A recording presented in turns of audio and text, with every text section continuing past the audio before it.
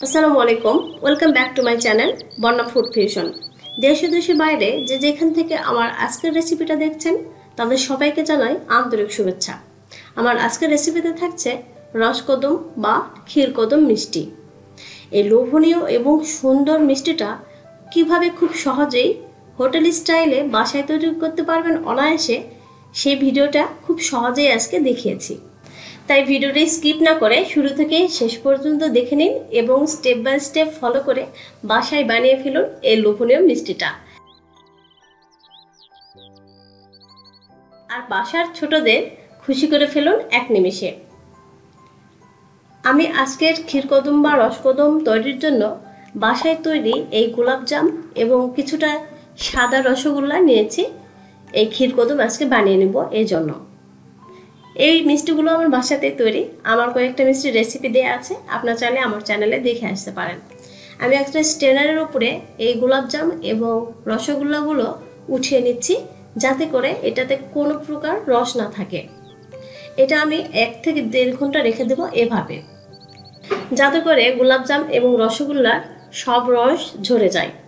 আমি চুলায় একটা প্যান বসিয়ে নিয়েছি, সেখানে দিয়ে দিচ্ছি 1/2 কাপ পরিমাণ লিকুইড দুধ, আর তার মধ্যে অ্যাড করছি 10 গ্রাম পরিমাণ বাটার। আপনারা চাইলে এখানে ঘিও অ্যাড করতে পারেন, তবে বাটার এবং ঘিয়ের কোনো তফাৎ এখানে নেই। আপনাদের যেটা মন চায় সেটাই ব্যবহার করবেন।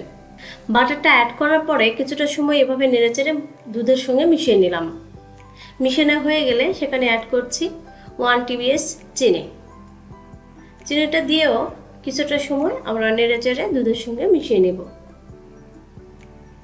এভাবে মিশিয়ে নেওয়া হয়ে গেলে এখানে অ্যাড করছি 1 চিমটি পরিমাণ সাদা এলাচ গুঁড়ো।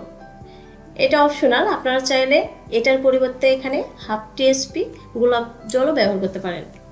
এরপরে দিয়ে দিচ্ছি 1/2 কাপ গুঁড়ো দুধ।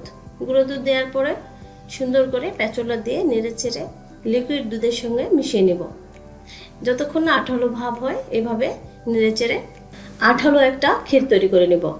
আপনারা যদি ক্ষীরের মধ্যে আর কিছু অ্যাড করতে না চান, তাহলে এ পর্যায়ে এটাই পারফেক্টভাবে ক্ষীরটা রেডি। কিন্তু আমি এখানে ছানা অ্যাড করব। এই ক্ষীরের স্বাদটা যেন একদম দোকানের সন্দেশের মতো আসে, এই জন্য আমি 1/2 কাপ পরিমাণ ছানা এখানে ব্যবহার করছি। আপনারা চাইলে কমিয়ে বা বাড়িয়েও দিতে পারেন। ছানাটা দেওয়ার পরে একটা প্যাচোলা দিয়ে ক্ষীরের সঙ্গে সুন্দরভাবে মিক্সড করে নেব। আমার মনে হয়েছিল এটা একটু ডার্ক হয়েছে বা শক্ত হয়েছে, এই জন্য এখানে সামান্য পরিমাণ লিকুইড দুধ অ্যাড করেছি। অ্যাড করার পরে এটা আবারও প্যাচুলা দিয়ে সুন্দর করে সবগুলো উপকরণ একসঙ্গে মিশিয়ে সুন্দর একটা ক্ষীর তৈরি করে নেব। ততক্ষণ পর্যন্ত নাড়াচাড়া করতেই থাকবো যতক্ষণ না এটা আঠালো ভাব চলে আসে। আর এই পর্যায়ে কিন্তু চুলার আঁচ একদম লো স্পিডে থাকবে।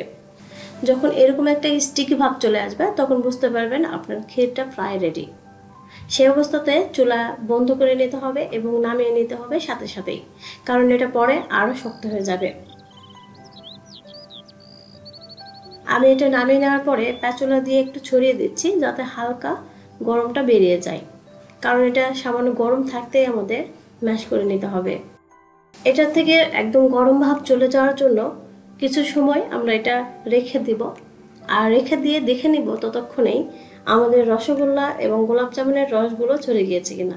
দেখতে পাচ্ছেন রসগোল্লা এবং গোলাপ জামুনের রস একদম ঝরে গিয়েছে। এখন এটা পারফেক্টভাবে পুরের সঙ্গে অ্যাড করার জন্য রেডি। আমি ক্ষীরটাকে সামান্য গরম অবস্থাতেই ম্যাশ করে নিচ্ছি। আপনারা লক্ষ্য করলে বুঝতে পারবেন এটা কিন্তু একটু গরম ভাব রয়েছে।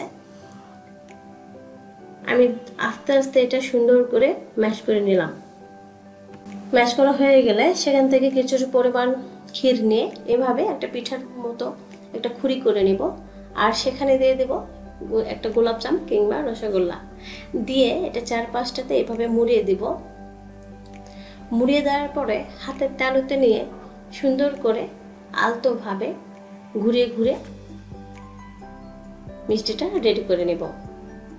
এই তো দেখতে পাচ্ছেন আমার ক্ষীরকদম মিষ্টিটা কিন্তু রেডি। এভাবে আরেকটা আমি আপনাদের বোঝানোর সুবিধার্থে দেখিয়ে দিচ্ছি।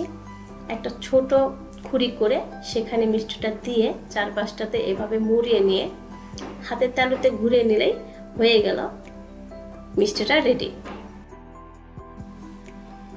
এই তো দেখতেই পাচ্ছেন, এভাবে আমি সবগুলো মিষ্টি একে একে তৈরি করে নেব। এখন কিন্তু এটা রেডি সুগার বলে জড়ানোর জন্য। এই মিষ্টিগুলো এখন আমরা সুগার বলে গড়িয়ে নিলেই হয়ে যাবে ক্ষীরকদম বা রসকদম মিষ্টিটা। এই জন্য আমি নিয়ে নিয়েছি এখানে 1 প্যাকেট সুগার বল। এটা আপনারা বড় শপিং মলে গেলে কিংবা হোমিওপ্যাথির দোকানগুলোতে গেলে পেয়ে যাবেন, যেটা সাবুদানার মতো সুগার বলটি। এটাই কিন্তু আমাদের রসকদম বা ক্ষীরকদম মিষ্টির জন্য দরকার হয়। আমি একটা মিষ্টিতে কিছুটা রস ব্রাশ করে নিয়েছি, আর সেটা এই সুগার বলের মধ্যে দিয়ে এভাবে ঘুরিয়ে ঘুরিয়ে নিচ্ছি, যাতে করে সবগুলো সুগার বল ভালোভাবে মিষ্টির গায়ে আটকে যায়। এভাবে কিছু সময় ঘুরিয়ে ঘুরিয়ে নিলেই দেখবেন বলগুলো মিষ্টির গায়ে আটকে গেছে এবং সেটা পড়ে যাচ্ছে না। এই অবস্থাতেই বুঝবেন আপনার মিষ্টিতে এই সুগার বলের কোট দেয়া শেষ। এখন দেখিয়ে দিচ্ছি কেমন হলো আমার মিষ্টিটা। এই তো ইনশাল্লাহ অনেক সুন্দর এসেছে। আপনারাও ট্রাই করে বাসায় তৈরি করে নিতে পারেন খুব সহজেই, দোকানের মতো পারফেক্ট এই ক্ষীরকদম বা রসকদম মিষ্টিটা। তাহলে বাসায় খুব সহজেই আমার এই রেসিপিটা ফলো করে বানিয়ে ফেলুন ঝটপট ক্ষীরকদম মিষ্টিটা। আর আমার আজকের রেসিপিটা যদি ভালো লেগে থাকে, লাইক এবং কমেন্ট করবেন, শেয়ার করবেন ফ্রেন্ডস এবং ফ্যামিলির মধ্যে। আর নতুন ভিউয়ার্সদের বলছি, প্লিজ সাবস্ক্রাইব করে বেল আইকনটি প্রেস করে রাখুন সবার আগে নতুন নতুন আমার রেসিপিগুলো দেখার জন্য।